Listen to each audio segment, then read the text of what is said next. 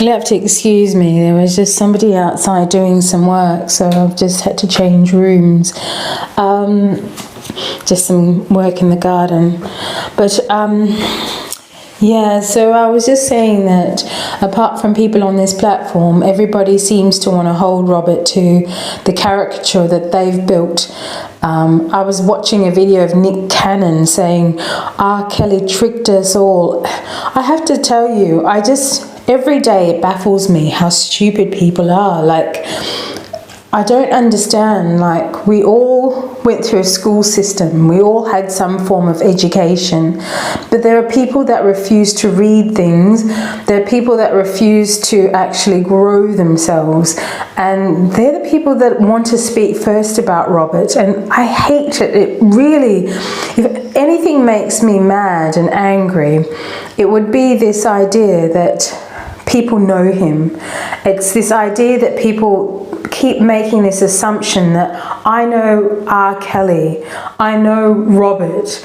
Like, it sickens me. Like, it really makes me feel physically like I've never like wanted to, I guess, go after anyone. And, I'm one of those people that believes in defense. Like, I think that if somebody attacks you, you have a right to defend yourself, no doubt. If somebody comes after you, if somebody comes near what's mine and my family, my body, me, you have a right to defend yourself, and to the death, by the way. I would never suggest going out there looking for that kind of violence. I think that people that do that are crazy, and people that do that are mentally disturbed.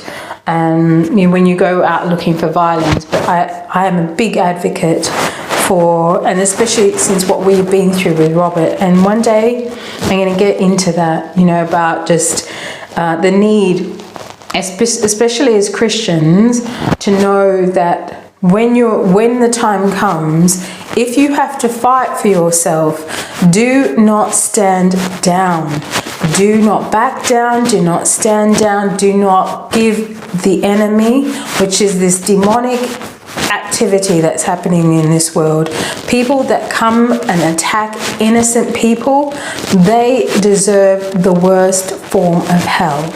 And do not back down from them. And people might attack your character. People might try and assassinate your life, your livelihood, your work, your life's work, your family, your own freedom. You have got to fight, and you have got to fight with everything you've got, because these people do not have a conscience that do this. They have no grasp of humanity. They have lost their sense of humanity. They are not even human entities anymore, I would have to say. I'm not saying don't treat them like human beings at the end of the day, but I'm telling you, do not look at them as human beings, because they don't look at you as a human being. They look at you as a target for what they want. And I tell you what, if you don't take them out, they will take you out. And if I had known this before, what me and Robert went through, I tell you what, I would have done everything in my power, everything I possibly could have, to make sure to clear Robert's name far sooner. If I wasn't the shy person I was, in the beginning of this, if I wasn't the private person I was, if I didn't let Robert protect me and keep me out of this and do all of these things to really make sure that what is real for him is protected, what he really loves is protected. And this is the kind of man Robert is. He will protect me with his life, and he has done that. I'm going to tell you someday I'll talk to you about those stories. And in my book I'm going to go into the ways that Robert has protected me in a way that no man, I don't see men do this today. Men that stand up for the women that they love and protect them. And this is what has hurt me the most about Robert's character being mischaracterized, defamed, and completely destroyed in the media and through these ugly, demonic entities, not human beings, entities. These people are not human beings anymore. They live inside the human shell, but they do not have the soul of a human being like we do. They don't have a conscience. They will kill you. They will take your life. They will take, and let me be clear about it. It wasn't just a lie that they did. They tried to take his life because he didn't want them, because he didn't love them back. Now, that is not just, it's not just bad, it's evil. It's not just, oh, you know, they lied about him. And I know some of you are used to seeing characters like this maybe in your own lives. You maybe become accustomed to narcissistic individuals, but don't become accustomed to it. Don't ever become accustomed to people that are soulless. Do not ever become comfortable with people that don't have a conscience about what they do, what they say, or how they treat people. Don't be comfortable, because they will do that to you. They will turn on you and do that.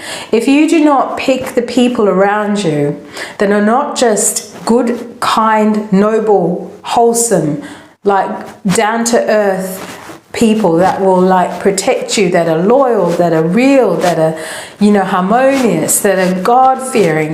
If you don't intentionally pick those people to be around you, you will find these creatures, these entities filling up human bodies, encircling your life, because it doesn't have to be Robert that they target.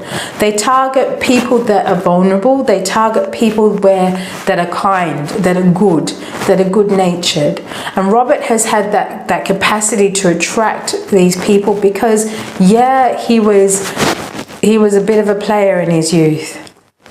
Everybody knows those stories, you know.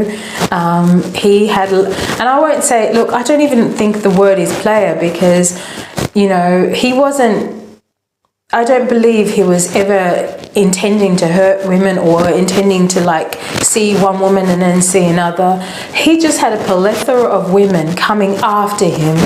And this is a young man who never had that attention. And then all of a sudden he had that attention from women of all kinds.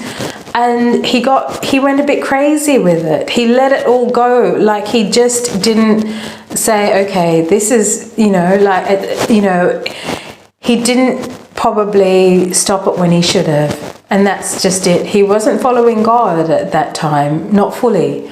But his heart was with God the whole time. His heart was intending to find his way back to God, to be the man he is today.